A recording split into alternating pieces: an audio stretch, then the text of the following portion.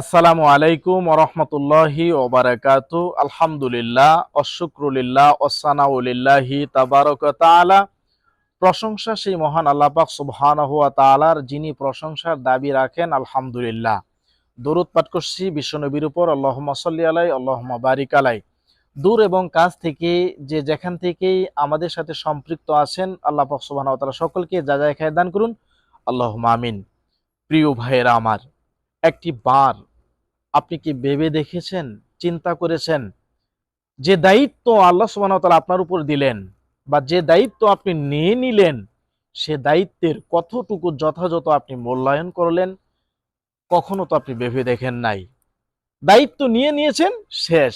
কিন্তু না, আপনি স্মরণ করুন, বিশিষ্ট সাহাবী আনাস ইবনে মালিক রাদিয়াল্লাহু তাআলা আনহু সহিহুল মুসলিমে 2470 নম্বর হাদিসে স্পষ্টভাবে তিনি জানিয়ে দিলেন, আন্না রাসূলুল্লাহ সাল্লাল্লাহু আলাইহি সাল্লাম আখাযা সাইফান ইয়াওমা উহুদিন। সাহাবী তিনি বললেন, বিশ্বনবী মুহাম্মদ সাল্লাল্লাহু আলাইহি সাল্লাম উহুদের দিন একটা তরবারি তার হাতে নিলেন। ফাকালা, তিনি বললেন, মাই ইয়াখুযু মিন্নি হাযা, তোমাদের মধ্যে কে এমন আছে যে আমার কাছ থেকে এই তরবারিটা গ্রহণ করে নিবে?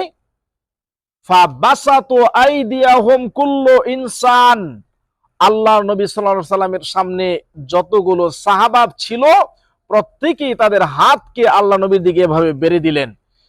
মিনহুম ইয়াকুলু, তাদের মধ্যকার সবাই এক বাক্যে বলে উঠল, আনা আনা আনা ইয়া রাসূলুল্লাহ, আমি এটা গ্রহণ করব, আমি এটা গ্রহণ করব, আমি এটা গ্রহণ করব।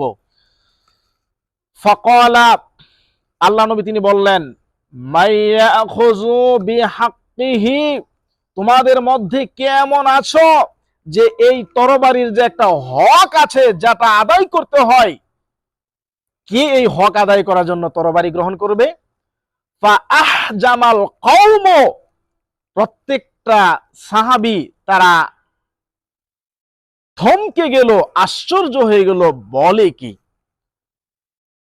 ফাকালা আবু দুজানা রাদিয়াল্লাহু তাআলা আনহু, বিশিষ্ট সাহাবী আবু দুজানা রাদিয়াল্লাহু তাআলা আনহু তিনি বললেন, আনা আখুযুহু বিহাক্কিহি ইয়া রাসূলুল্লাহ, আমি আছি এই তরবারির হক আদায়ের জন্য গ্রহণ করব।